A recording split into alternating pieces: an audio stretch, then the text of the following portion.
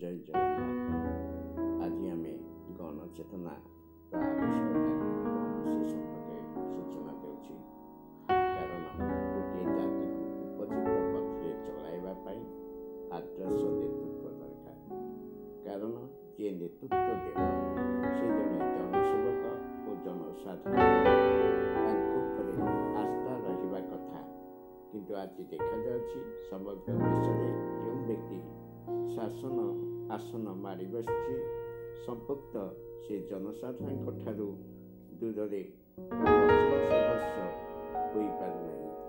त्याग परिवर्ते भोग विलास से निजर समय अतिबाहित करुछन्ति। स्वाधीनता लाभ पर आज पर्यंत उन्नति क्षेत्र घोर नैराश्य देखा देउछि। एथिपाई केवल नेतृत्व देउथिबा व्यक्ति दायी ता नहीं, एथिपाई जनसाधारण मध्य दायी। स्वाधीनता पूर्व राजनीति थिला सेवा और संकल्प मूलक।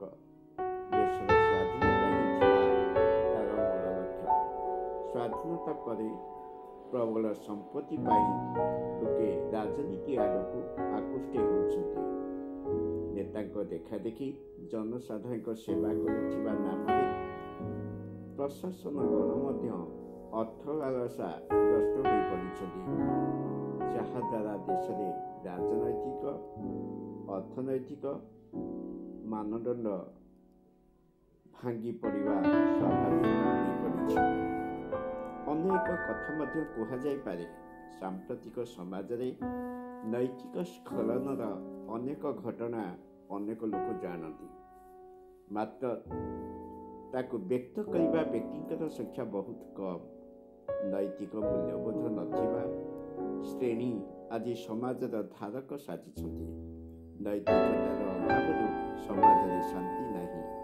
नैतिकता बिना सामाजिकता कल्पना कर व्यक्ति जीवन आदर्श आध्यात्मिक और आचरणगत शुद्धतार प्रभाव ह्रास पाउथिबारु व्यक्तिर सामाजिक चेतना और विचार मध्य अप्रासंगिक होई उठुछि।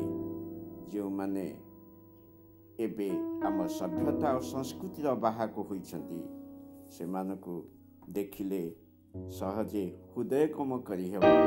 सेमाने निज आचार व्यवहार एपरि औद्धत्य प्रकाश करुछन्ति जेपरिक सेमाने कोटि कोटि शक्तिर महान वाहन पलटि जाउछन्ति।